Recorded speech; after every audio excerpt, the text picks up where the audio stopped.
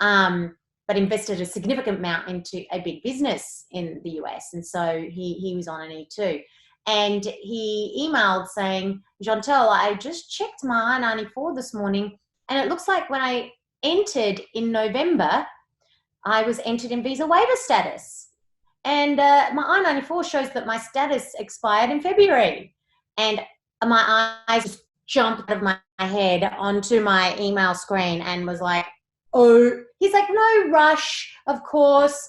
But I'm guessing we should fix this before I next leave. I'm like, no, this needs to be fixed now, immediately. Get on the phone, triage, emergency.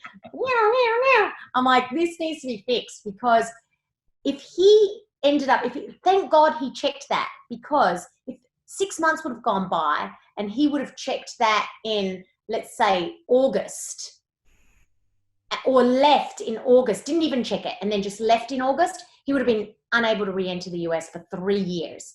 If you end up a year, most people will check it and not get to a year. But if you end up with a year past your I-94 date, you're banned from re-entry for 10 years. And especially if you own and run a really important business. But even if you're on an E3, right, and you've got a job here, you've created a life here, now suddenly you can't come back for 3 years because you didn't check your I-94 and the immigration officer made a mistake, right?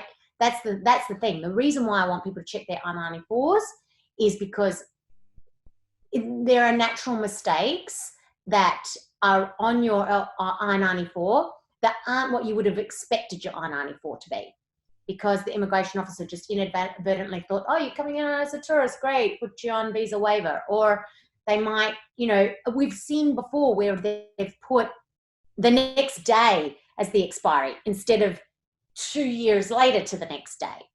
So just they, wrote down, put in the system 2020 instead of 2022, So really, really, really encourage everybody to please check their I-94s, and after every single trip, because it changes after every re-entry, it changes each time.